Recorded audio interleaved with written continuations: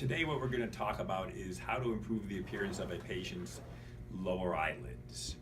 Most of the time if a person comes in concerned about the appearance of their lower eyelids, they're talking about dark shadows on the inner portion, and as a person ages sometimes they start to deal with puffiness, wrinkling to the skin, as well as the dark shadows. Now, the origin or the cause of the shadowing is multifactorial, which means not just one thing causes it. In a younger person, we look at the anatomy. So the infraorbital rim, or the bone beneath the person's lower eyelid, has several different positions. The most common is that it is equal with the front surface of a person's eye. When a person sees dark shadowing and they're younger, commonly what happens is the lower eyelid, or the bone, is a little bit behind the front surface of the eye, and so that the fat that's normally around our eye protrudes and is more visible, causing a shadow.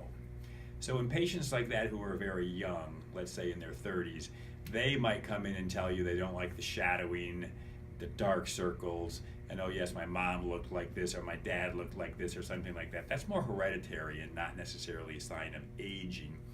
That would best be treated with a filler if a patient wants a non-surgical improvement.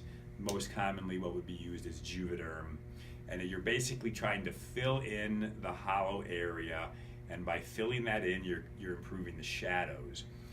Other causes of the dark circles are that the skin is very thin there are more capillaries which kind of give it that dark tint.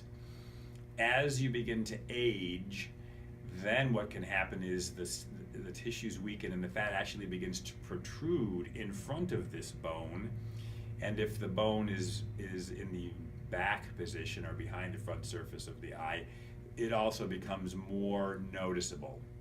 Fillers don't work as well on a person who's older, and at that point in time what you'd be doing is a lower eyelid lift. In a person who has a weak infraorbital rim, meaning the bone is back behind the front surface of the eye, you do not want to remove the fat. That would just accentuate a hollow look. And so what you're doing is you're doing a lower eyelid lift and you're moving the fat. You're actually taking the puffiness, filling it in where the hollow is. In a younger person, that would also be the surgical correction. You wouldn't want to remove it, you want to move the fat around. If the person has a more normal or more common position of the bone, which is equal to the front surface of your eye, then you do a lower eyelid lift, and you can then remove the extra fat that's protruding forwards, or occasionally you will still move it. The goal is to fill in this hollowing, or the demarcation between the lower eyelid and the cheek along the infraorbital rim. So younger patients, better candidates for a filler. The filler lasts approximately a year and it works pretty well. If the younger person decides they want something more permanent, then you would be doing a lower eyelid lift simply to reposition the fat. Fat injections in the area can also be used, and they work pretty well also.